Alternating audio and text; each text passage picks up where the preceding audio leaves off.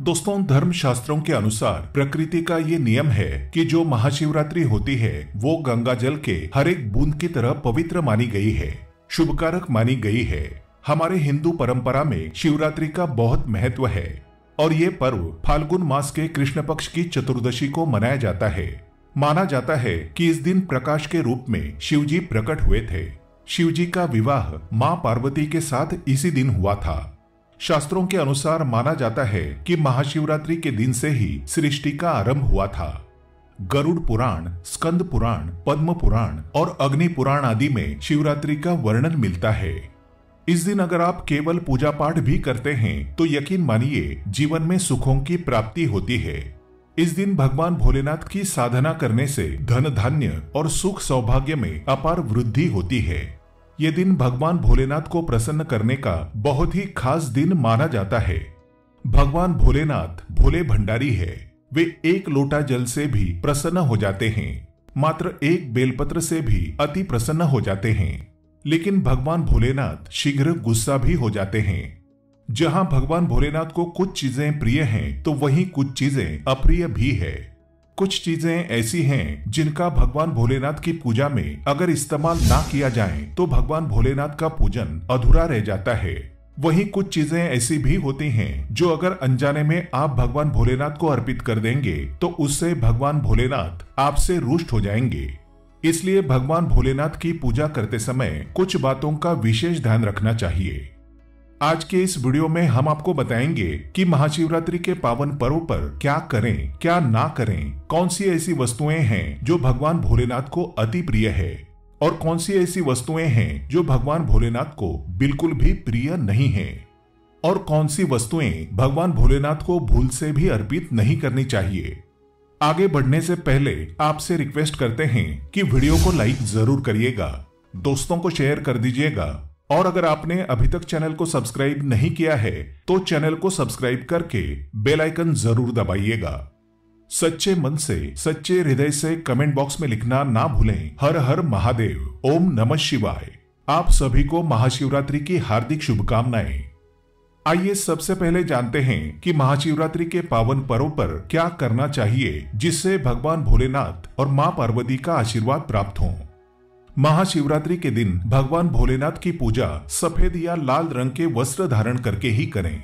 सफेद और लाल रंग के वस्त्र धारण कर भगवान भोलेनाथ का पूजन करना बहुत ही शुभकारक माना जाता है।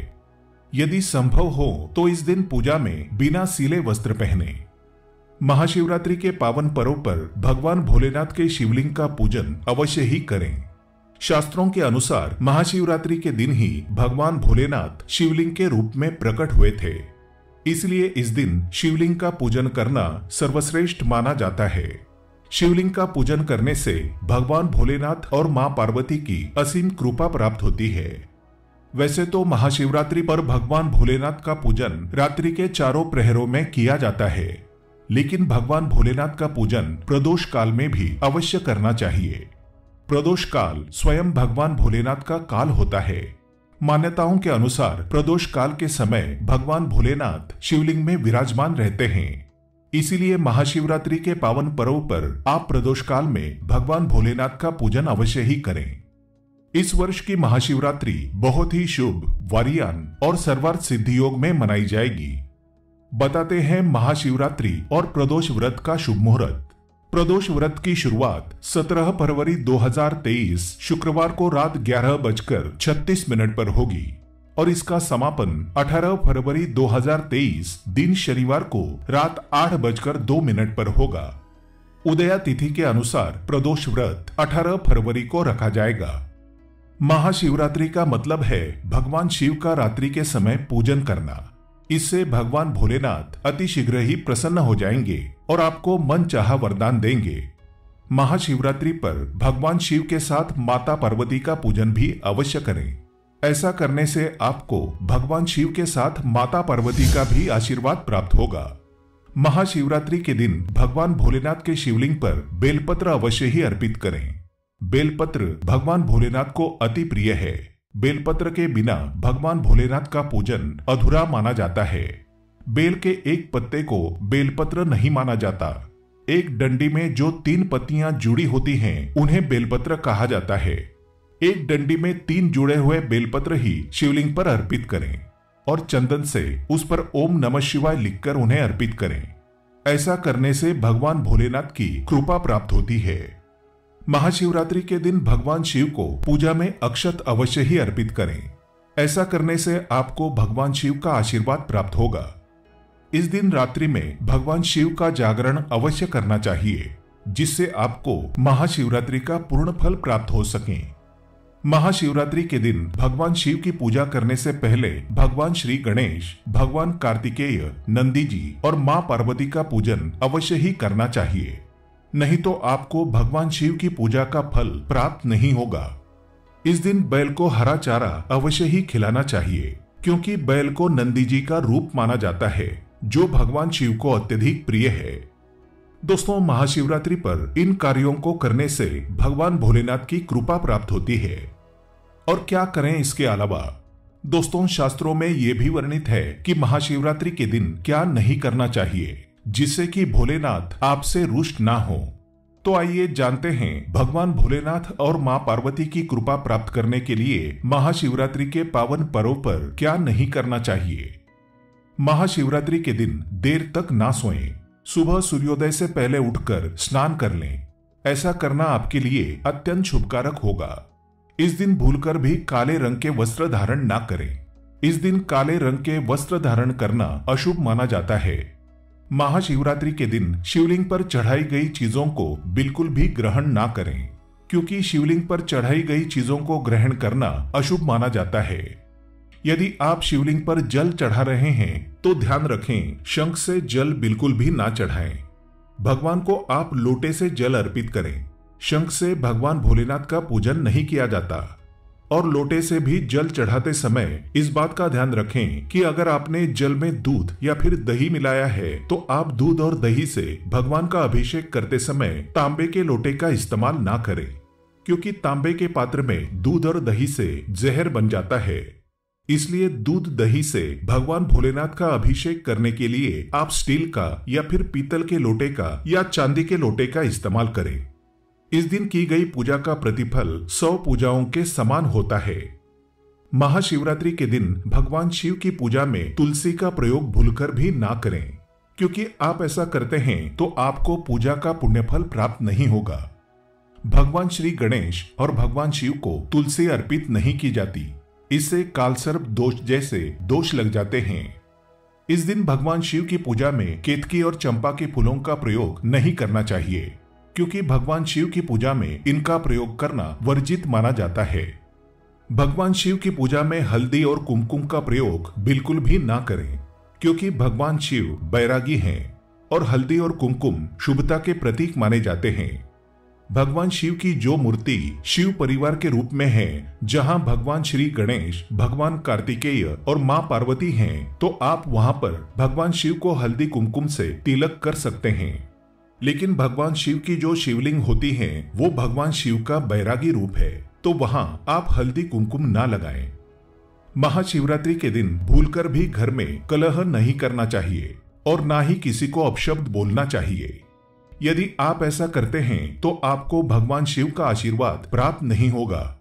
महाशिवरात्रि पर शराब और मांसाहार का प्रयोग बिल्कुल भी ना करें।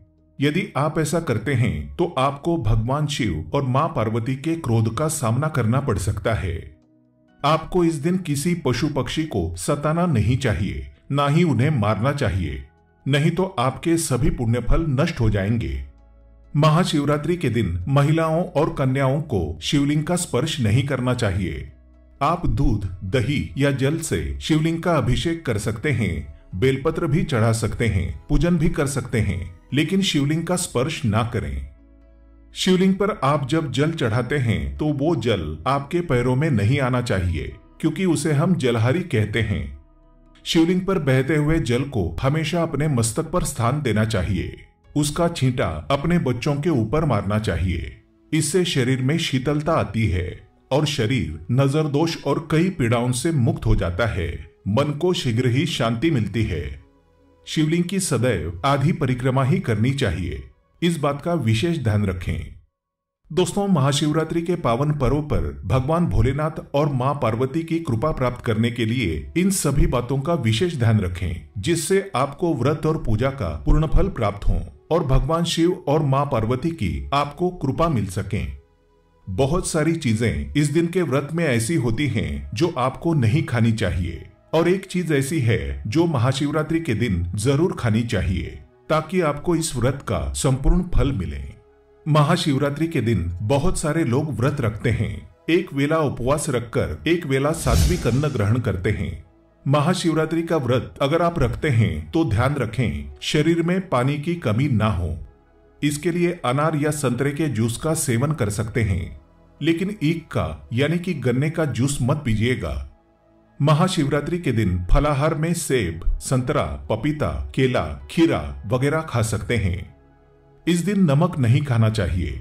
बहुत से लोग सेंधा नमक का खाना खाते हैं, तो आप वो खा सकते हैं, कोई दिक्कत नहीं है, लेकिन सफेद नमक को मत खाइएगा। काला नमक यानी ब्लैक सॉल्ट को भी मत खाइएगा। आलू का आप प्रयोग कर सकते हैं। भूलकर भी चावल, रोटी यानी अनाज का प्रयोग मत कीजिएगा। आप गेहूं तो एक बार खा भी सकते हैं, पर चावल मत खाइएगा, इस बात का ध्यान रखिएगा। दही वगैरह भी खा सकते हैं, कोई दिक्कत नहीं है। मूंगफली या मखाने को घी में फ्राई करके भी खा सकते हैं। मीठी चीजों का सेवन आप जरूर करें। गाजर, लौकी की खीर, साबूदाने की खिचड़ी ये आप खा सकते हैं। इस दिन कुट्टू के आटे का खाना भी आप बना सकते हैं और आप उसे खा सकते हैं, लेकिन अनाज और साधारण नमक का इस दिन व्रत में बिल्कुल प्रयोग ना करें। सेंधा नमक का प्रयोग कर सकते हैं। लहसुन, प्याज, मदिरा, मांस भूलकर भी मत खाएं, वरना आपके व्रत का फल आपको कुछ भी नहीं मिलेगा। इन चीजों का आपको ध्यान रखना है, नहीं तो आप पाप के भागीदार हो सकते हैं। महाशिवरात्रि पर व्रतधारी को खाने पीने की चीजें दूसरों को मिल बांटकर खानी चाहिए, शेयर करनी चाहिए। इससे भगवान शिव अति प्रसन्न होते हैं। लेकिन वो खास चीज जो शिवजी पर अर्पित भी की जाएगी और खाई भी जाएगी, वो है पंचामृत। आप पंचामृत जरूर अर्पित कीजिएगा और बाद में उसको प्रसाद के रूप में जरूर खाइएगा। दूसरी बात, इस दिन सात्विक तरीके का खाना बनाकर खाया जाता है। आप फलाहार भी कर सकते हैं। आलू का हलवा, बॉईल किया हुआ शकरकंद या फिर सिंघाड़े का हलवा भी खा सकते हैं। इस दिन शिवलिंग के ऊपर बेर जरूर अर्पित करें। उसके बाद फलाहार करते समय इस बेर को जरूर खाएं। याद रखें, इससे शत्रु और विरोधी कभी सर नहीं उठाएंगे और जीवन में आपकी चारों दिशाओं में जय जयकार होगी। आप विजयश्री को प्राप्त करेंगे। बेर अर्पित करने से दुश्मन का सर्वनाश होता है या फिर दुश्मन आपके खिलाफ कुछ भी नहीं कर पाते। शिवलिंग पर काले तिल जल में डालकर या दूध में डालकर जरूर अर्पित कीजिएगा। शनिवार का दिन है तो इस दिन काले तिल अवश्य अर्पित करें। इसे बहुत ही शुभ और मंगलकारी माना जाता है। शनि दोष से पीड़ित व्यक्ति को शनि से छुटकारा मिल जाता है। वैसे महाशिवरात्रि के दिन आप दूध का सेवन कर सकते हैं, लेकिन केवल दूध नहीं, उसमें 2-4 चीनी के दाने डालकर ही सेवन कीजिएगा। केवल दूध कभी भी पीना नहीं चाहिए, व्रत त्योहार में तो भूलकर भी नहीं। 2-4 दाने चीनी डाल दें, भले ही आप चीनी ना खाते हों तो भी। इस तरह से आपका व्रत पूर्ण होगा। और जब आप फलाहार करें तो भगवान शिव का नाम अवश्य लें। अगर आप भोले बाबा के सच्चे भक्त हैं तो कमेंट्स में हर हर महादेव अवश्य लिखें। भोले बाबा की कृपा से आपके सभी बिगड़े कार्य पूर्ण हो जाएंगे।